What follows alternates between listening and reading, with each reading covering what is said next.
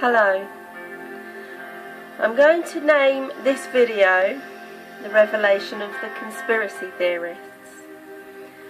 I'm going to label this video this because these days there are a lot of people calling those who seek truth conspiracy nuts. Now I call them the truth seekers because there's more truth in what they have to say than any of those who will label conspiracy nuts. And really and truthfully, it's those people that will do that labelling that know more than anyone that those people are not nuts, because it's actually those people who are needing to hide these things. They know that these things are true. So it's easy to project this view that they're nuts, that they're crazy, to keep things hidden.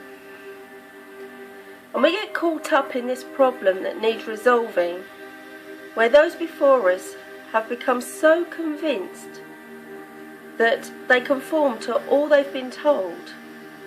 All the things that are on TV, all the things on the cinema screen. To them, that's real and real truth. I mean, people get caught up in soap operas as if that is reality, real life. When you manage people, you must first convince them that they need managing.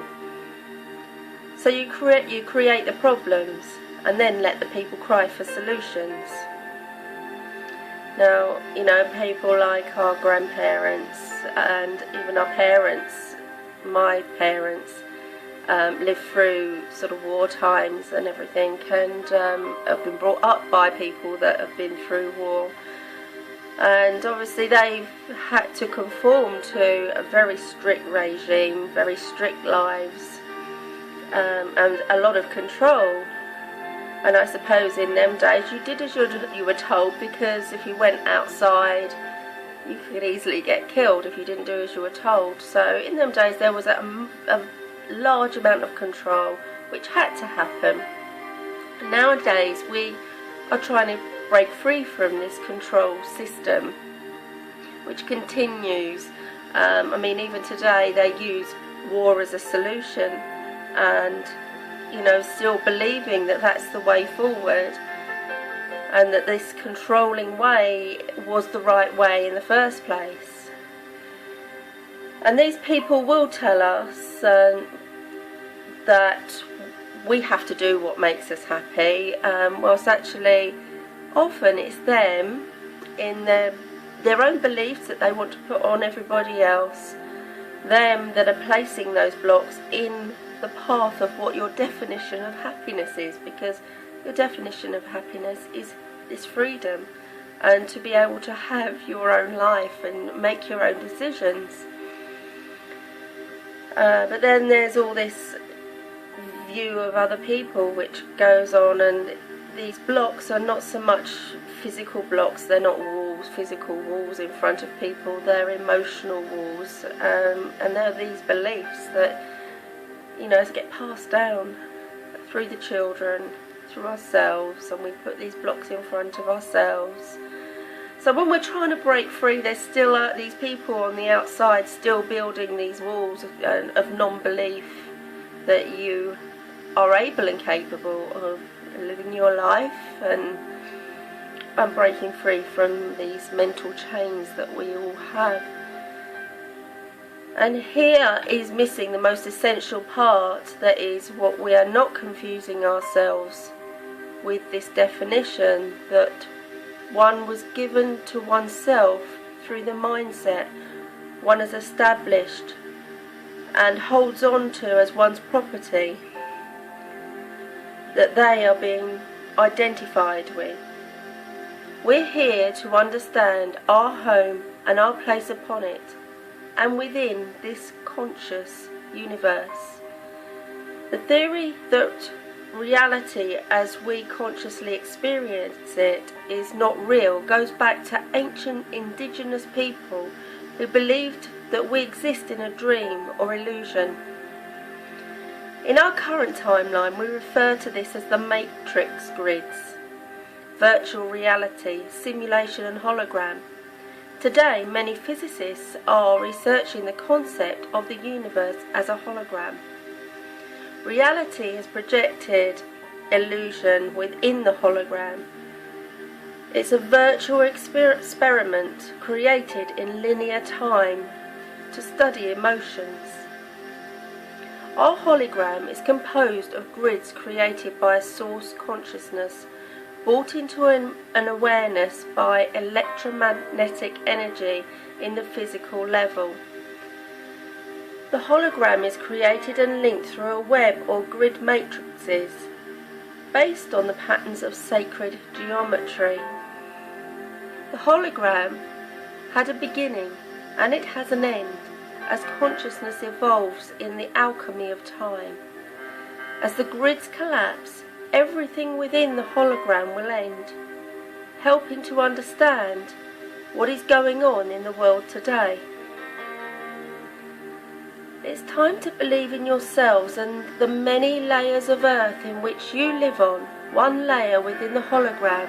Each layer of earth is conscious.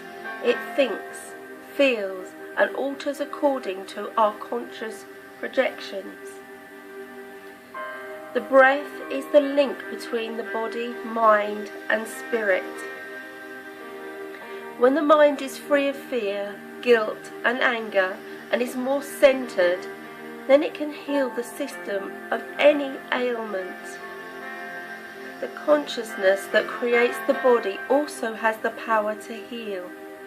Pure consciousness is pure love, and love is the highest power on earth. The future is not a given. What's going to happen is not already known, and it's not predetermined. So often we tend to hold on to metaphysical worldviews that tell us that the higher levels and stages of development are already laid out. But they're not. This is the way of thinking, the recognition that the structures of the future are yet to be determined, yet to be created.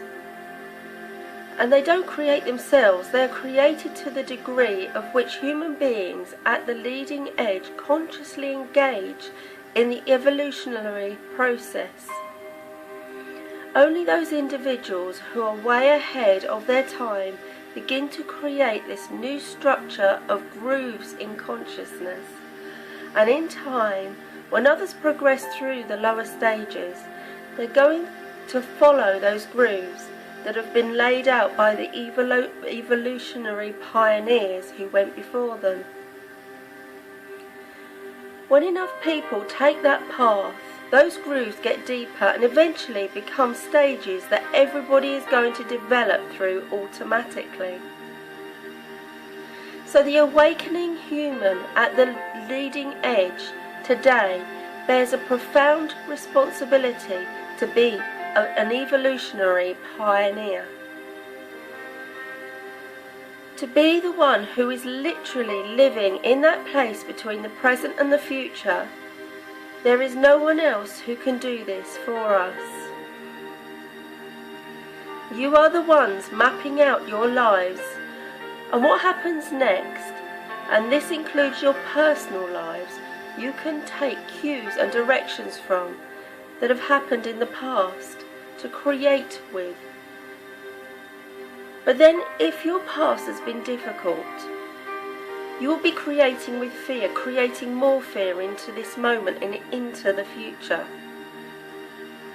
Most people, when they listen, they mostly listen out of their need to be confirmed in their already established knowledge.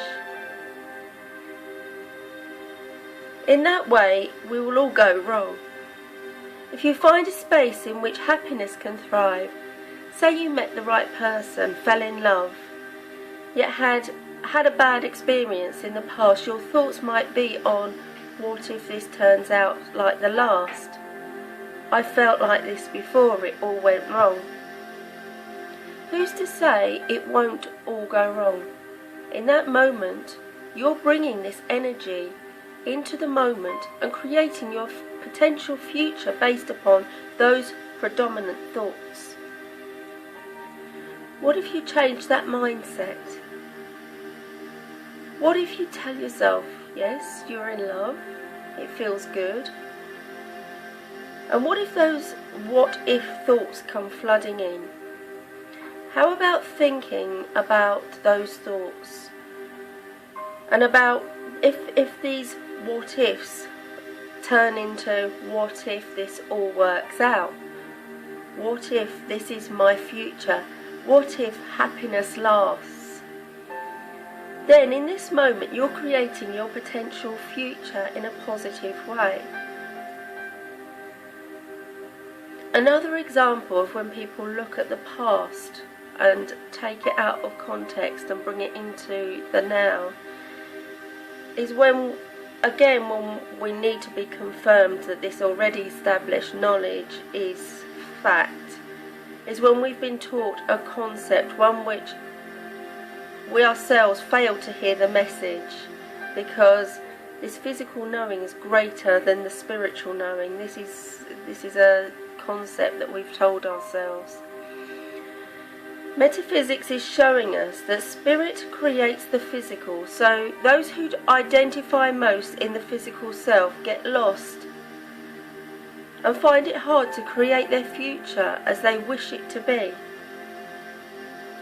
All knowledge that the world has ever received comes from the mind, the infinite library of the universe that exists in our own bodies, in our own mind, in our soul, through this heart-centered thinking.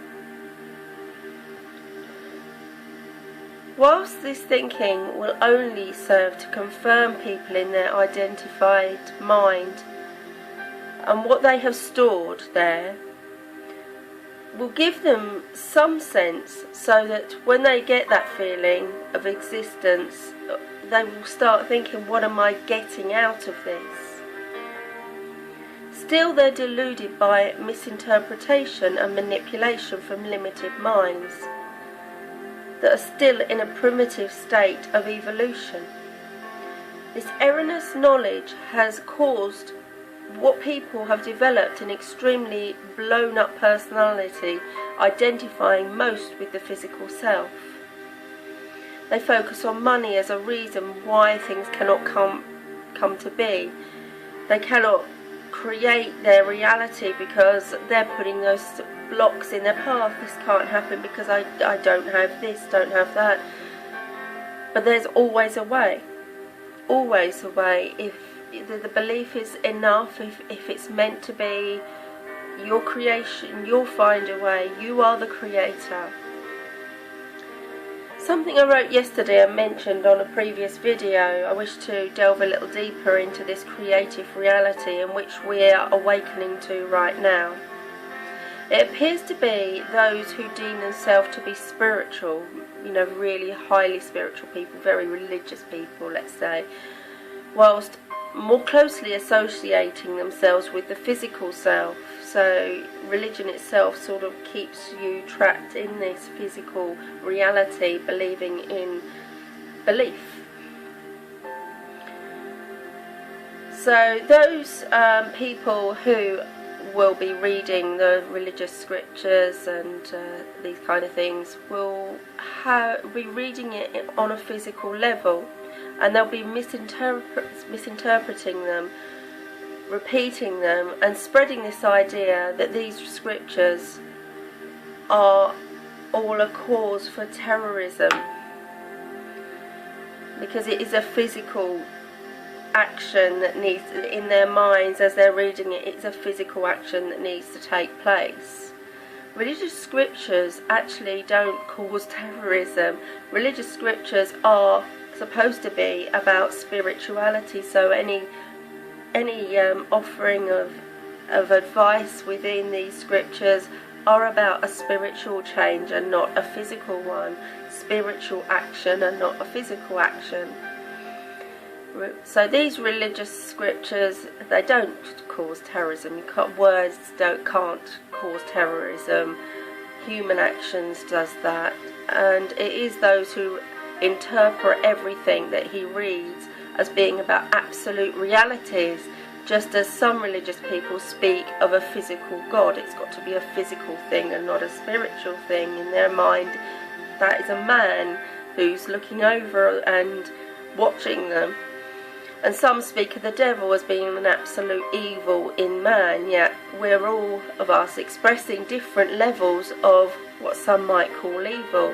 And if we're highly sensitive, we might see something as worse than somebody who really just has got a couldn't care less attitude. This association with physical causes some people to believe they might physically kill non-believers, rather than this greater belief that the spiritual reality changes physical reality. Where physical reality is the self-inflicted illusion we create when we believe ourselves to be the physical creating and the physical creating the spiritual. In fact, we are the spiritual creating the physical. If these people were as spiritually attuned as they believe themselves to be, they would know that the words interpreted as kill all non-believers in fact means a spiritual death of their own physical self, not a physical death of non-believers, an awakening of the spirit self. This killing of non-believers or non-belief or non-believers means the killing of the belief in the physical being real. Yet they're led and they lead themselves to believe they must kill these non-believers of their religion. Religion is a physical belief, not a spiritual creation. These physical beings, believing themselves to be spiritual believers, have just got so lost they've failed to kill the non-belief of the spirit God that exists within them. And their non-belief in this spirit God that exists within them, it then in turn becomes this physical God that exists beyond themselves.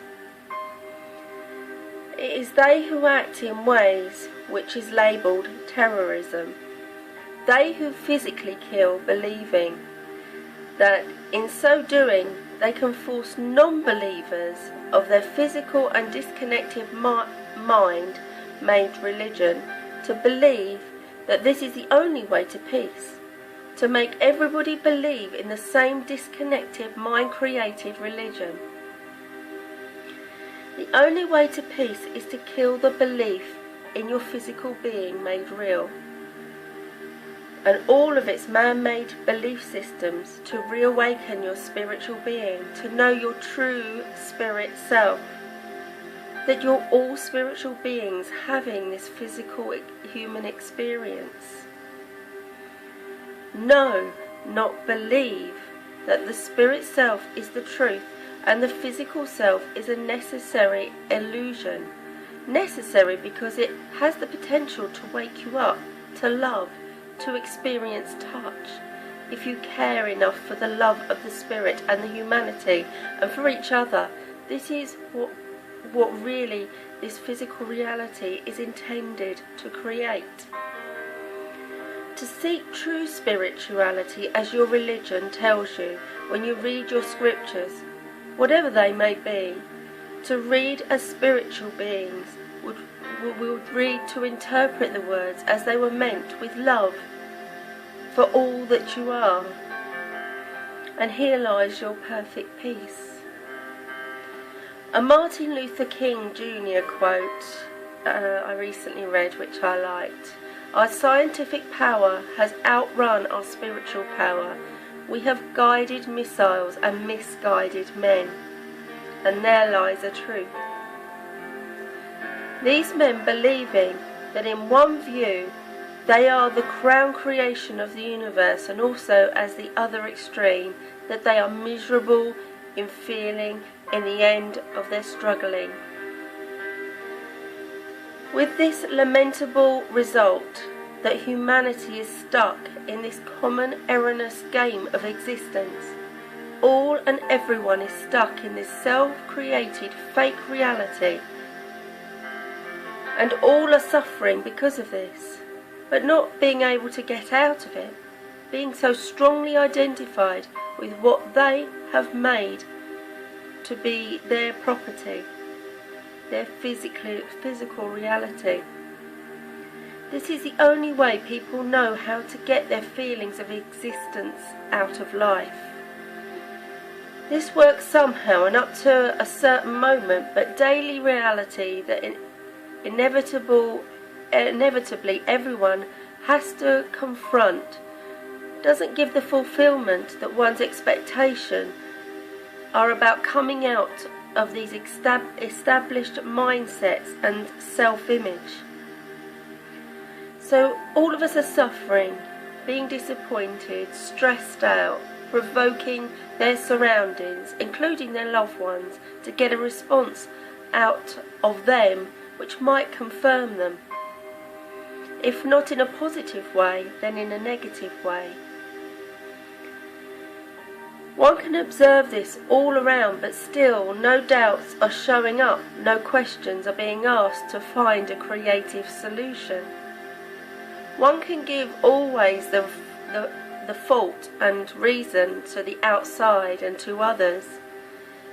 Even if one is suffering, not finding satisfaction and happiness in one's life, then still one can still survive with one's self-image due to the many ways to be identified with the beautiful spiritual concepts, or just with confirming images that are offered from everywhere, especially from nature. After all, what would it be if this were not there for us to be enjoying it and getting something from it that confirms our existence has a purpose? Lately, people are finding new concepts from scientifically proven findings. So we don't need to question ourselves or our surroundings to be able to go on. Nor do you have to be an essential and important part. Then you should express yourself and ask without question. There can't be an answer and a question that is already the question where the question is already half answered. I might add that this process usually involves some form of psychosis. And this is something that the medical community regards as some sort of mental or cognitive affliction. They see it as something wrong in the individual that needs to be treated. Further, our society often regards psychosis as something to fear. We view it as something we hope will never happen to us. And without some background into the subject, it can be incredibly frightening if you begin to experience it yourself. My experiences of severe depression that I experienced some time back, I mean we're talking a long time ago, led me to believe that some may diagnose severe depression as something that actually could be seen as a change, a step up, because we have to come out of this thing somehow. And it indicates the crumbling of the ego, where we shed all the superficial and artificial aspects of our character. I know that I certainly did most of my changing during that time. I disliked the person that I was, that saw money as an important part of my life, and I had to grow from that. And some people think of psychosis as a spiritual emergency. This can be accurate in the sense that this is when we first begin to actually feel like spiritual beings.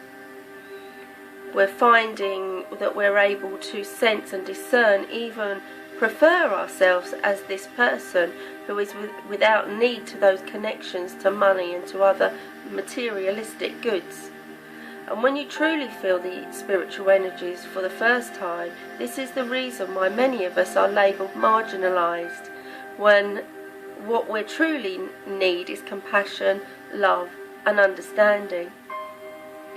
It can be amazingly difficult to people to describe those thoughts and feelings during that process. However, I'm convinced that to undergo this process with the help and guidance of someone who can relate, empathise and understand the situation can only be beneficial for us once we begin to understand this for ourselves.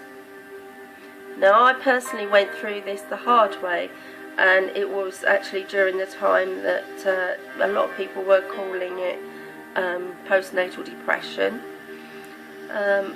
It may have been, but it certainly changed who I was. I changed to a different person altogether, that I wouldn't now. I can look back at myself and think, I don't like that person anymore, the person that I was.